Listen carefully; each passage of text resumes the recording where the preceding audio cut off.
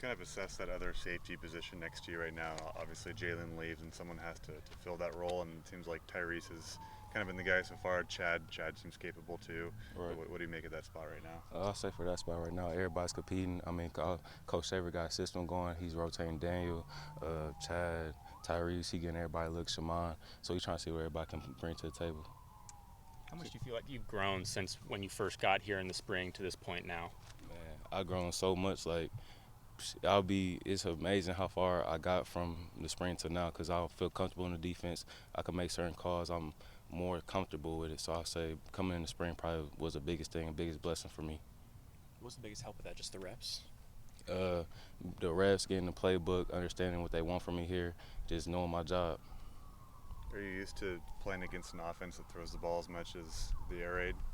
Yes, sir. I'll say coming from JUCO in Arizona, it was more of like a lot of spread team. So yes, sir. I'll say, but I'll say for here it's way different. Like you going against receivers every day.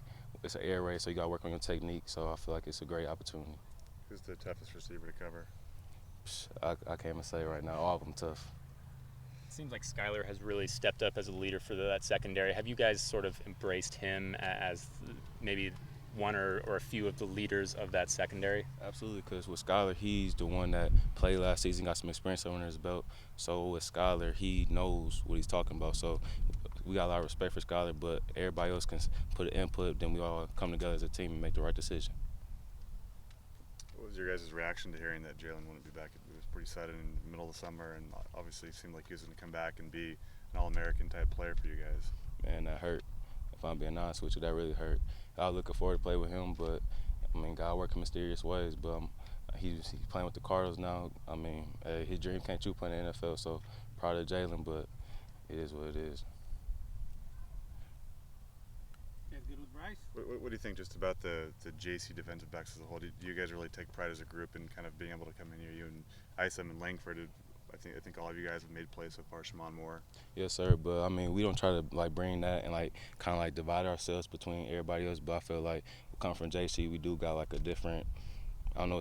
You could tell we're kind of different, but we all try to make it one as a unit, for a DB core at least. But yes, sir. I feel like coming from JC, it is a difference.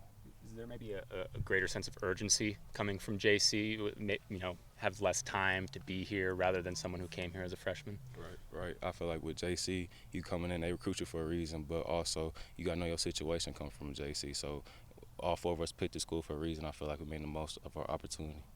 Do you watch the Last Chance to You show on Netflix at all? Yes, sir. Is that a pretty accurate depiction of what JC life is like for you guys? I know it probably depends on the school and whatnot. But And the season, yeah. Right. I would say for the first 2 seasons, that's probably the most accurate for East Mississippi, being out middle of nowhere. I'll say for Kansas too, but it's different everywhere. Mississippi, you know, football's king in the South. Kansas, they getting more and more more and more players want to go out there. And when the Arizona school's shutting down, so people are flooding the Kansas and Mississippi league. So I feel like with the AZ, they had partial scholarships just like Kansas. So, but with my school they had full. So I feel like way more talent was trying to come to my school than any other school in Arizona. But yes, sir, I feel like the Last Chance to You is accurate to the most part. Do you almost feel like you're playing on a D1 FBS team because there are so many guys who transfer in and then transfer back out to other FBS Power 5 schools? Yes, sir, absolutely. It's a lot of talent, and everybody competes. Everybody competes for a job. Does it sound like guys' options are changing a little bit, or kind of the ground is shifting with like JUCO's program shutting down and everything? Do even the high school kids notice that, do you imagine? I believe they do, because without JUCO, I wouldn't be here talking to you right now. So like everybody's route is different, but I feel like if you're coming out of high school and if you don't make the grade, say you fail your ACT test, you have to go junior college route to make your dream come true.